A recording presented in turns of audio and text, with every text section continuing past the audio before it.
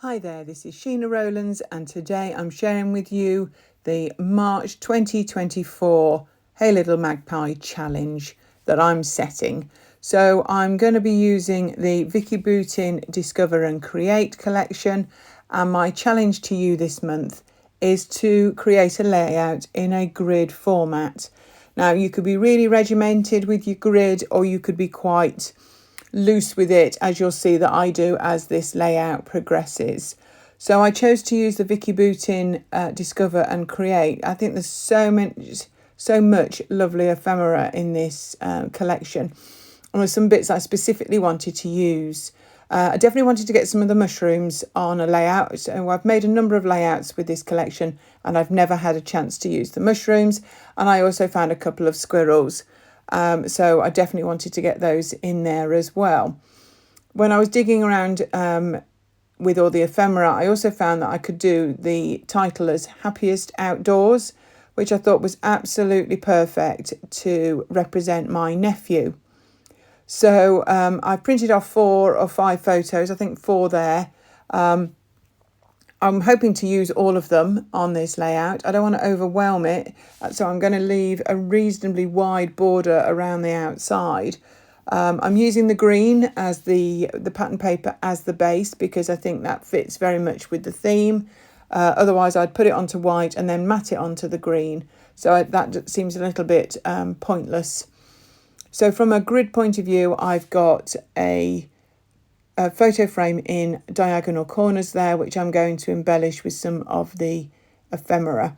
I've also got a photo in the top right corner, and I'll end up with a photo pretty much in the bottom left as well. So you would be able to draw lines to show it is a grid, but it is with the ephemera pieces overlapping the photos eventually, it will be just a loose format. So I have a tray full of ephemera there. It's also got some of the tags in there, some of the papery pack, which are the thinner pieces. And underneath, I think I've also got some of the chipboard and the stickers as well. And the idea is I'm going to go with the less is more is more on this. And I'm going to try and use as many outdoorsy bits and pieces as I can. Just come across some acorns, so I think they're definitely going to make the cut as well. The photos themselves have been taken over a period of time, all within 1 year, but I just thought they were really nice, different variety, just to give an idea of my nephew's personality.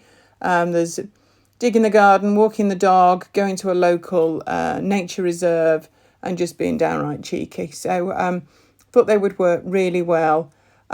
The Discover and Create, there's a lot of artistic-y bits. I've lifted those out before I've started the layout. So you see there's some large feathers. I really wanted to include one. They don't make the cut in the end, but plenty of other bits and pieces do. So I have already filtered some of the embellishments. I don't think I actually use any pattern paper apart from the background by the time I finish. So you're having a think, what about doing a challenge? So if you do a challenge for Hey Little Magpie, obviously follow the challenge and then upload your layout to our Facebook group. Each challenge has an album, so if you can upload your layout to that album at the end of the month, midnight on the last day, that would be the end of that challenge, and I'll randomly draw a winner. And we use a random generator or a child, whatever you've got, to choose that random winner. We're not here to judge people's scrapbooking, we're just here to enjoy it. So it will always be a random, picked randomly. And that winner gets 1,000 Magpie points to go in their shop account, which means that gives them £10 to spend in store. So it's really worth doing. So make sure when you do your layout that you actually put it into the correct month's album to be in with a chance. And as they say, you need to be in it to win it.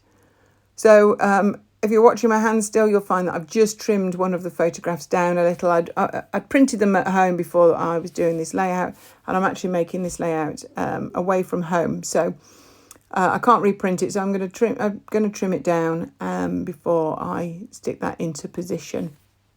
But before I do that, I actually put it onto white cardstock just to make it look like it's got a border like the rest of the photographs. So I've reduced some of the stuff around me just so that I can concentrate on getting this grid format finished. And I'm going to just see, there's a few little gaps that I want to come back in and fill. And I'm going to try and work out what I want to put there. There's just a few gaps underneath the title that's not working for me. So I've moved the acorn, and I'm going to see what else I've got that I can use. I know this layout looks quite flat at the moment. When I eventually start to stick it down, I will definitely be using foam pads under a lot of the ephemera, and particularly under my favourite photo, which is the top right one, and it will give it a bit more depth, which I'll show you at the end. So I think I'm nearly done. There's that one little space there that I can't find the right thing for. But actually, I think I settle on a blue flower in the end, which I'll tuck in around that photograph when I come to stick everything down. I'm always slow to stick things down. If you've watched me before, I like to be absolutely sure, particularly when things are like one of a kind that you won't, So I take my time, but I quite enjoy the process, so I'm not too worried. So hopefully it's not too boring to watch. So I'm going to go through, just double check on the chipboard and the stickers, because I like to try and make the most of a range and get as much on as possible. And I do find a couple of stickers to use on a couple of the photographs, and one of them says just right, and one of them says time well spent. And I thought they were nice to overhang the top of the photographs just to add a little bit more interest. And I'll apply those with a foam pad when I come to stick everything down. But there's so many little bits for this collection, and I've made so many layouts, I can't believe how much I've got left. So you'll definitely be seeing me creating with this again. I'm just trying a few bits, and then I came across a couple of little chipboard snails, and I thought they were so cute that they would have to go in as well. So I found one originally, and I because I've separated some of this from the packaging, I didn't spot the second one initially, but when I do find it, it definitely has to be put on the layout as well. I just thought, not that it's childlike, but I just think it goes with the imagination and the outdoor feel, and I thought, why not? I've already got plenty of butterflies and bits and pieces on, so what's two more snails? So here it is. I stuck it down off camera. You can see there is a bit of depth with the foam pads. Thank you so much for watching. Check out all these ranges at Hey Little Magpie.